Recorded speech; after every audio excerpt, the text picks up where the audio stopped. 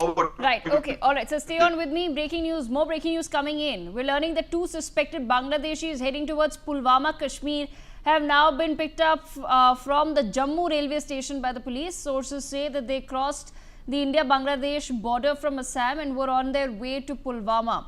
They've reportedly boarded the train from Delhi railway station and reached Jammu today morning. Troubling news coming in of more movement. Two suspected Bangladeshis have been caught heading towards Pulwama, Kashmir from the Jammu railway station. They boarded the train to Jammu from Delhi. My colleague Ajay Jandal with us on the broadcast. Ajay, take our viewers through the details. Yes, according to sources, two Bangladeshi nationals have been apprehended by the Jammu and Kashmir police from Jammu railway station when they were traveling from Delhi to Jammu.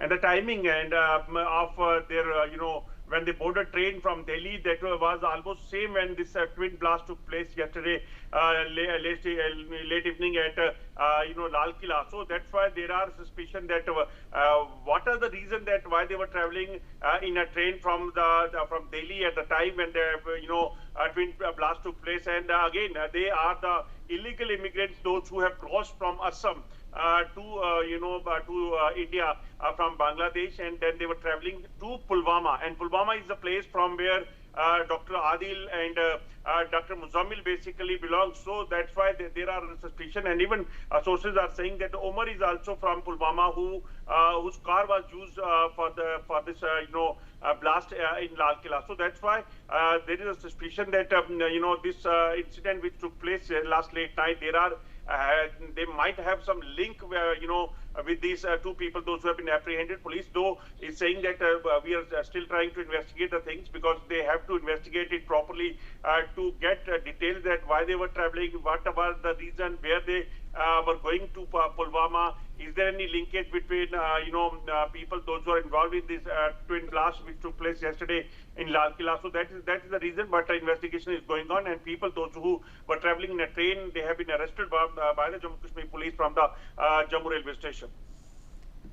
Okay, all right. Some more news coming in. Breaking news, just stay on with me. Sources have now stated that the first FSL report of the Delhi blast is expected today. So we are expecting the first forensics report of the Delhi blast to come out today itself. Major Mohammad Ali Shah with us on the broadcast as well. Major Shah, what exactly can we expect now from this particular report? Some basic information had come our way yesterday night itself, and furthermore this morning, about how there were no traces of shrapnel that were necessarily found in the post-mortem of the victims of the blast. But the FSL report, what is it likely to indicate, and why will this be crucial? See, basically, regarding security is something, they cannot be a compromise of it at all, be it at our borders, be it where we stay, in peaceful areas, anywhere. So now security is a responsibility of everyone. In fact, not just the security agencies, not only of the army, the paramilitary, or the police. We all have to be extremely cautious, alert, especially when we have got an intelligence report that a few months later, after Op Sindoor, Pakistan is again planning the Jaish-e-Mohammed,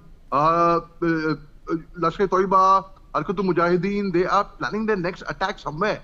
So we have to be extremely cautious, extremely guarded. Now the very fact is, especially when there is action happening at Saharanpur, action happening at Faridabad. Yesterday, initially we were like, okay, it could be a CNG blast, a car bomb, but I was always of the view that, okay, it could be, as you're saying, but then NIA, NSG is not called for a CNG blast. The very fact that NSG and CIA and NIA has been called, it is because it's a matter of serious magnitude, of serious concern. Now, it could also be a strategy of the terrorists to shift our focus, divert our focus somewhere, and target something else bigger. They could have a bigger plan for that matter. We have to be extremely cautious, extremely alert, especially in crowded areas like railway stations, new airports, I'm at the airport right now, and I'm glad that the security here has been beefed up. It should be beefed up all over the country, in fact. So, the most certainly, when we have a clue, when we get an intelligence report, we have to treat everything suspiciously. Every single thing should be suspicious. And through your channel, I urge our nation, our people, if at all they come through anything that is suspicious, immediately take note of it, inform the police. Don't just lie low. Don't think nothing, it's nothing, it's just I'm imagining it. Even if you're imagining, for that matter, even if you're imagining, it's better to be safe than to sorry. So what we saw yesterday was extremely dreadful. It was extremely painful. The magnitude and the intensity of the blast it was over the top. And I do not see those blasts. I mean, had it been a CNG blast, we have often seen LPG blast or an electric car catching fire. We've often seen that. We have seen a ripple effect as well. But of this magnitude, there was a pressure cooker bomb in Kanpur last year, sometime back. So these terrorists are getting into innovative methods. Now the very fact is we have to use technology to get it out. Technology is something which we cannot shy away from. We often tend to shy away from technology. There was, since we have Captain Sham sir here, there was a naval admiral, in fact, of the Ottoman Empire. I would quote Admiral Hayreddin Barbarossa.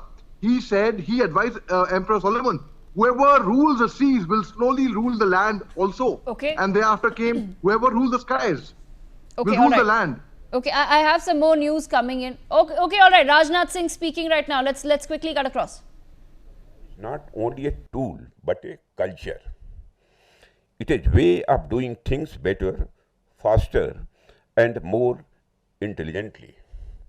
It is about ensuring that the data moves faster than doubt, that decision making is informed by evidence, and that the soldier, the scientist, and the civil servant all work in synergy through shared platforms. Much of our defense readiness today rests on what might be called invisible technologies, which includes secure data architectures. Let's move on to some more breaking news coming in. We're now learning that the mother of Dr. Muzammil, from whose residence the 360 kgs of explosives were found in Haryana, has now said, and I'm quoting here, he left home about 4 years ago. He was working as a doctor in Delhi. We had no information about him during this time. When he was arrested, we came to know from others. We tried to meet him, but the police did not allow us.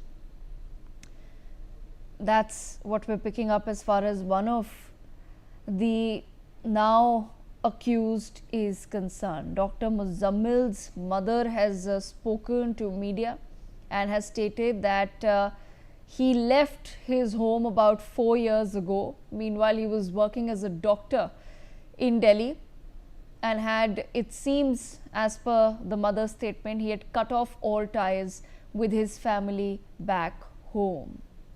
Let me bring in Major Mohammad Ali Shah back in on this. Mir Shah, more and more information will of course keep pouring out as far as the suspects are concerned. And this is where it gets interesting, because here is a person who has become a doctor.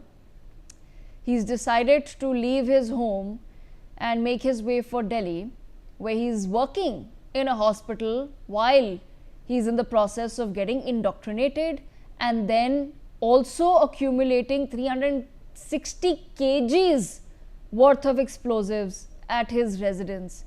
His mother now claims that he just left home and we have absolutely no clue of his whereabouts. What do you make of this statement?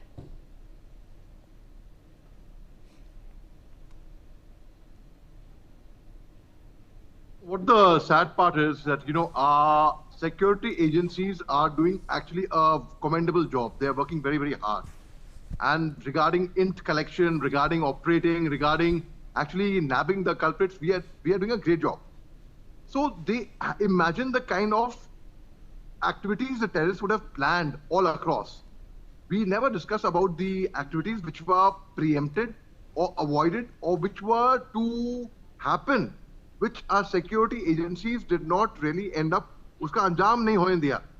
So now an activity like this happens. It's very sad that despite our best efforts, हम मर मर के काम करते हैं security रक्षा वाले पूरे. Despite that fact, there are some slimy characters, not slime, they are some, I don't know the word to even use for them. I feel like giving the choices of abuser, but I will not do that because I'm on a very, very respectful channel.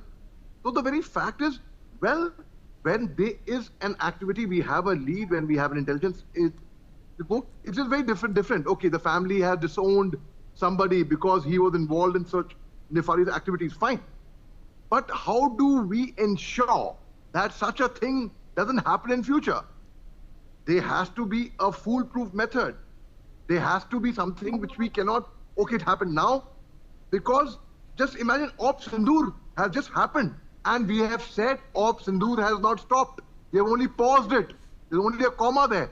And already there is the Pakistan, they have